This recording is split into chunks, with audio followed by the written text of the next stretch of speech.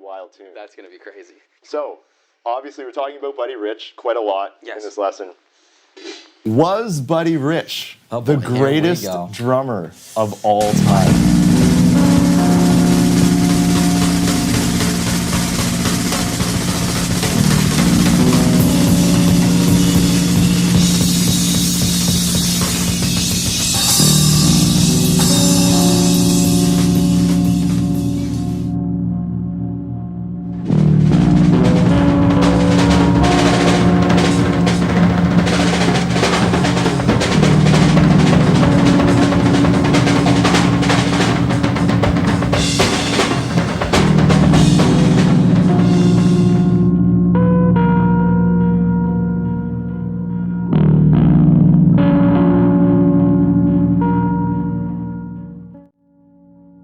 Aujourd'hui, je vais parler du meilleur batteur de tous les temps, Buddy Rich.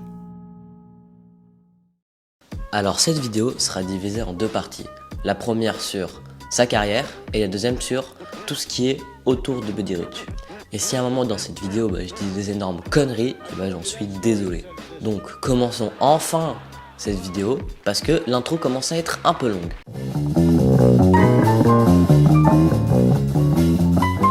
Alors Bernard Rich, car oui Buddy est un surnom, est né le 30 septembre 1917 à New York.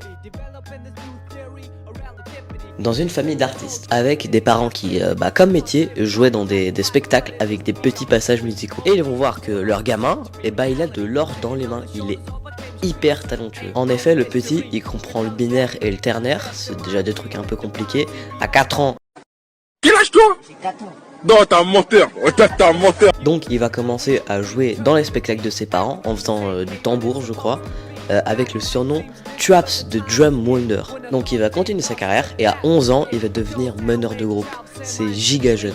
Et grâce à ses talents, il va devenir le deuxième enfant star le mieux payé des États-Unis.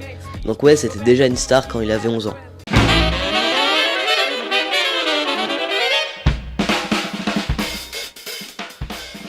Alors maintenant, Buddy a 15 ans et il joue dans différents orchestres de jazz avec plusieurs légendes, que ce soit Joe Marsala, Artie Shaw, etc. Et justement, Artie Shaw, il va changer la carrière de Buddy Rich en le virant, car Buddy jouait beaucoup trop de notes sur sa batterie.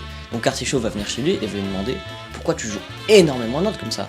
Et Buddy va répondre « C'est pour me faire kiffer et faire kiffer le public. » Et ça, Artie Shaw, il va pas trop kiffer. Donc il va le virer et l'envoyer chez un chef d'orchestre qui sera beaucoup plus adapté pour lui, Tommy Dorsey. Et dans ce grand orchestre, Buddy va rencontrer quelqu'un d'un tout petit peu connu, Frank Sinatra. Juste un des plus grands chanteurs de tous les temps, rien que ça, ouais. Qui était à ce moment-là chanteur dans l'orchestre de Tommy Dorsey. Et oui. Alors il restera chez Tommy Dorsey une dizaine d'années dans ce qu'on appelle un big band.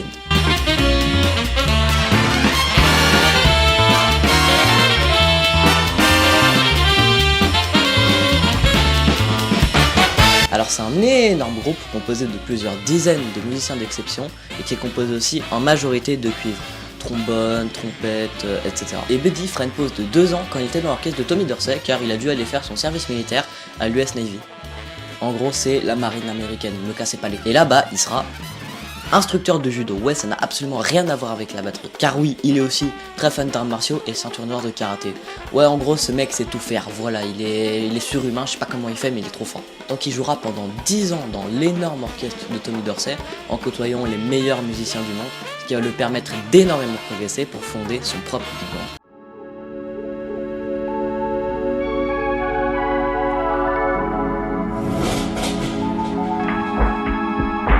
Dans les années 60, Buddy va créer son propre big band. Et oui, enfin. Je sais pas pourquoi je dis enfin, tout le monde s'en fout. Alors qu'à ce moment-là, c'était vraiment le déclin des big bands. Genre, les big bands, ça faisait comme ça. J'étais pas obligé de préciser, mais voilà. Parce que même si les big bands c'était plus à la mode, Buddy Rich, ça reste Buddy Rich. Il fera aussi beaucoup, un truc qui n'existe vraiment quasiment plus aujourd'hui, c'est des battles de batteurs. C'est-à-dire, il y a un orchestre et 2 batteurs qui jouent tous le thème, et puis les 2 font en solo. Mais il n'y a pas de gagnant. Perso, ma préf, c'est celle qu'on tout Melson, même si, comme je le répète, tout le monde s'en bat. Alors il tiendra son big band jusqu'à sa mort et sortira énormément d'albums avec lui, que j'évoquerai dans la partie 2. Et oui, vous devez regarder la partie 2 si vous voulez écouter de la musique. et il jouera la dernière scène de sa vie en fin 86 avant de s'éteindre le 2 avril 1987. Alors pour rendre hommage à la légende qu'était Buddy Rich, un énorme concert va être organisé qui réunissait des batteurs de tous les genres, car Buddy c'était juste le plus grand batteur de son époque. Alors cette vidéo est finie, j'espère qu'elle vous a putain de plu, je parle à vous alors qu'il n'y a pas beaucoup de gens qui regardent mes vidéos encore une fois. Attendez, je vais dire mon texte parce que j'ai oublié. Ah voilà, donc dans la partie 2 on verra l'héritage de Buddy Rich, si il était le meilleur batteur de tous les temps, ses meilleurs albums et le personnage qu'il incarnait. Donc ouais, j'ai pas mal de travail et je vous retrouve pour, je sais pas, un jour peut-être.